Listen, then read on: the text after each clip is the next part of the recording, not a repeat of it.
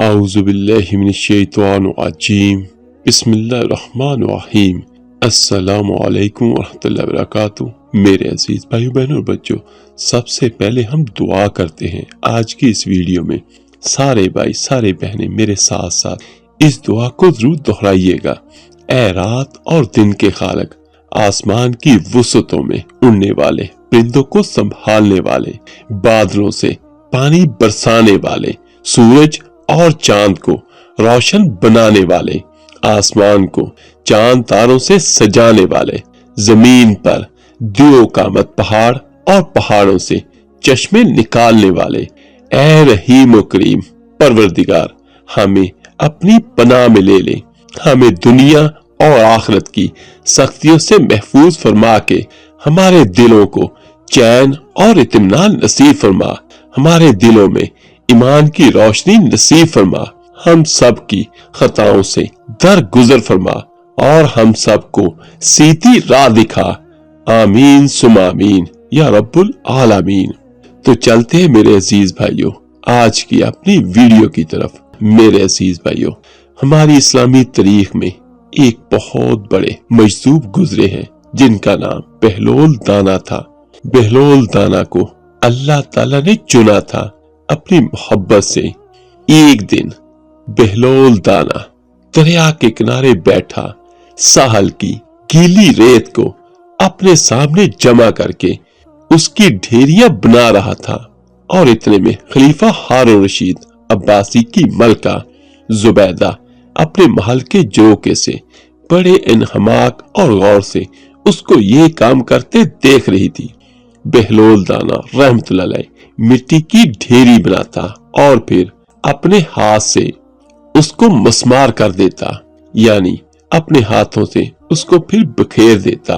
ملکہ دیکھتی رہی اور اس کے بعد ملکہ جروکے سے اتر کر اپنی کنیزوں اور سہیلیوں کے ہمراہ دریا کے کنارے آ گئی اور بہلول دانا رحمت اللہ سے پوچھنے لگی، اے بہلول تم کیا کر رہے ہو؟ تو بہلول رحمت اللہ علیہ نے ادائے بے نیازی سے کہا، جنت کے محل بنا رہا ہوں۔ ملکہ نے سنا اور سن کر سوال کیا، اگر کوئی تم سے یہ محل خریدنا چاہے تو کیا تم اس کو فروخت کرو گے؟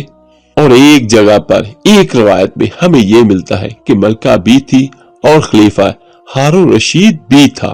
تو بہلول نے ملکہ کا سنا اور سن کر کہا، ہاں کیوں نہیں۔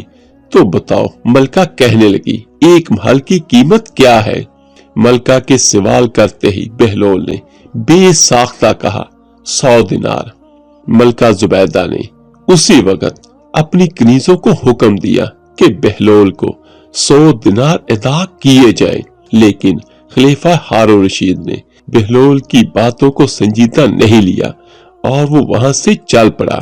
یعنی یہاں پر یہ بات کلیئر کر دوں کہ ملکہ زبیدہ نے وہ محل خریدا اور خلیفہ ہارون رشید نے وہ محل نہیں خریدا، حالانکہ خلیفہ ہارون رشید کے لیے 100 دینار کیا چیز تھے، کچھ بھی نہیں، اور ملکہ کے لیے بھی کچھ بھی نہیں تھے اتنے دینار، وہ بادشاہ اور وہ ملکہ۔ تو تاریخ ہمیں یہ کہتی ہے کہ کنیز نے جیسے ہی بہلول دانا رحمت اللہ علیہ کو 100 دینار ادا کیے تو بہلول نے ملکہ سے پوچھا، کون سا محل خریدنا ہے؟ ملکہ نے مٹی کی ایک ڈھیری کی جانب اشارہ کر کے کہا، وہ محل خریدنا ہے، اور پھر واپس جانے لگی۔ لیکن بہلول نے کہا، ٹھہر جاؤ، میں تمہیں اس کی ملکیت کی دستاویز تمہارے نام لکھ دوں۔ ملکہ نے بہلول دانا رحمت اللہ سے کہا، میں محل میں جا رہی ہوں، تم اس کی حق کے ملکیت کی سند یعنی کاغذات محل میں لے آنا۔ ملکہ کے جاتے ہی بہلول دانا رحمت اللہ اپنی پیوند لگی عبا کا دامن جھاڑ کر کھڑے ہوئے اور دینار جیب میں ڈالے اور ضرورت مندوں کی تلاش میں نکل کھڑے ہوئے۔ میرے عزیز بھائیوں، یہ وہ لوگ تھے جو فقط اللہ کی رضا کے لیے کوئی کام بھی کرتے تھے۔ یہ دیکھیے بہلول دانا رحمت اللہ ایک مجذوب کے طور پر مشہور ہے، اور ان کے ساتھ بہت ساری روایت بھی ملتی ہیں کہ جن میں انہوں نے بہت بڑے بڑے کام کیے۔ یہ وہ لوگ تھے جن سے اللہ راضی تھا اور یہ اپنے اللہ سے راضی تھے۔ میرے عزیز بھائیو، یہ دیکھیے کہ ایک بندہ دنیا میں اس جہاں میں بیٹھ کر آخرت کے محل فروخت کر رہا ہے، اور سبحان اللہ، اللہ پاک بھی اس کا کہا نہیں موڑتا۔ اور یہ دیکھیے کہ جتنے پیسے بہلول دانا رحمت اللہ نے لیے، وہ لے کر وہ ضرورت مندوں کی تلاش میں نکل کھڑے ہوئے، اپنے پاس نہیں رکھے، جو ملا جیسے ملا اس کو دے دیے، اس کی ضرورت کو پورا کیا۔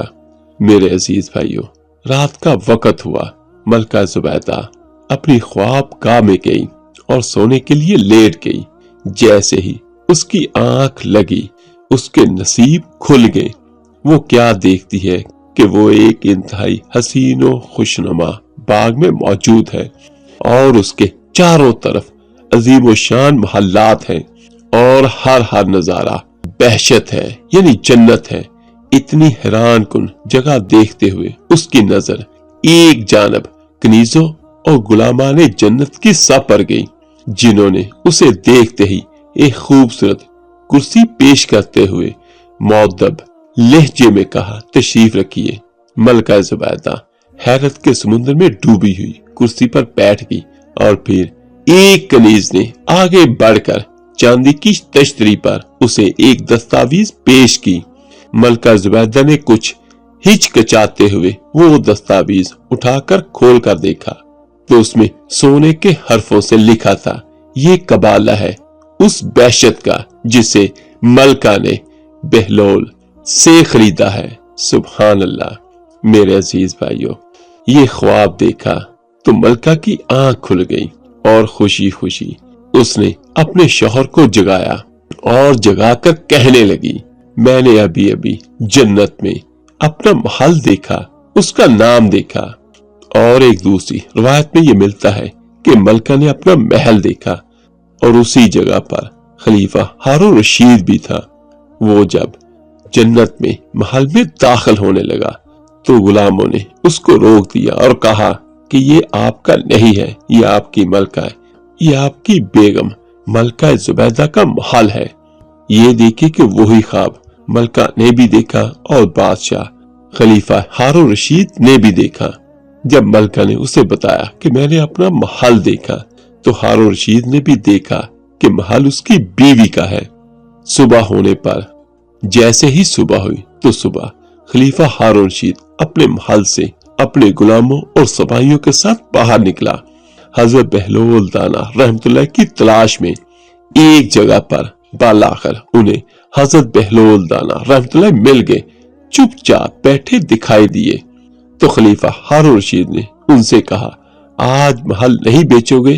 مجھے چاہیے۔